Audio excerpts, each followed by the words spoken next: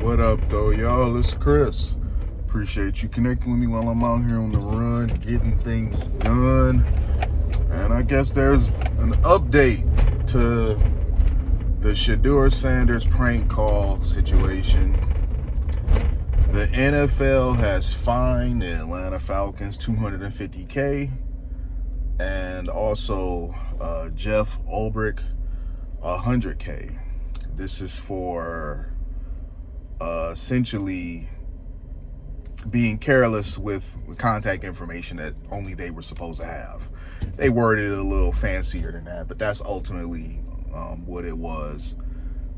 This could have been a lot uglier for Jeff Ulbrich. His son, I don't know how truly remorseful he is in this situation, but the dad was plenty remorseful. He sat up there, he gave a statement. It seemed pretty genuine.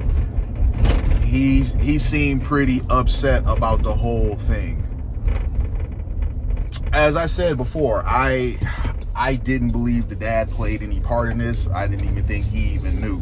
Was he a little careless with that iPad that had the information? Sure, it appears that way, because how else would the son been able to get to it? However, I'm pretty confident that he never thought in a million years that his son would do something this moronic, because how often has he left that iPad around his family before and nothing of the like happened? But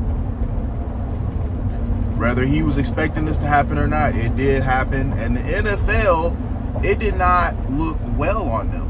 You made a joke out of the organization on draft night when you got all these eyeballs tuning in, and it was with a prospect that was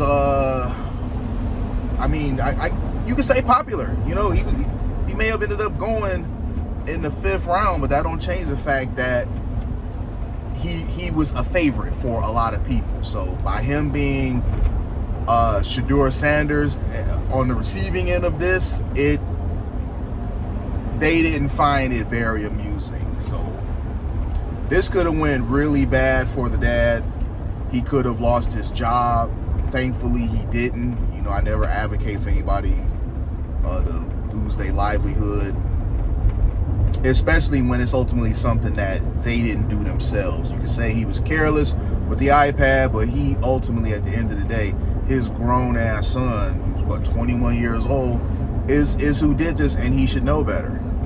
I told you guys the other day that I thought this was pretty damn lame, because here you are, 21 years old, and you sitting up here playing a prank on another young man your age that's out there chasing his dreams. What are you doing with your life? He's out there literally chasing his dreams, and you trying to make a mockery of it. So where do we go from here? Well, I wouldn't be surprised if that $250K that the Atlanta Falcons have to pay, that they somehow arranged where he has to reimburse them for that, because he was entrusted with this information, and it's his son that made the call. None of them, you know, the team owner isn't who put the son in line with the information. It was the dad did, accidental or not. So I wouldn't be surprised by that. They may not, you know, but I mean, it cannot be understated that this man could have lost his job. They could have easily looked at this differently, especially when this $250,000 fine was handed down. They could have been like, oh, hell no. You know, this, not only does this make us look bad as an organization, but it's costing us hundreds of thousands of dollars unnecessarily too. They really could have took a different direction with this, but they're choosing not to. So that's pretty much it. No more needs to be said about this. I guess it's over with for now. Shedeur, I mean, he talked about it, how he didn't see this coming because nobody else had the phone number. It was a Boost mobile line that only they had the number to, so he wasn't expecting a prank.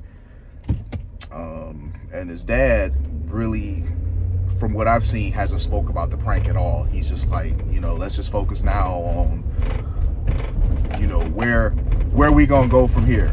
So he's not really stunting that stuff. I'm gonna leave it there though, y'all. I'll holler at y'all soon. Peace.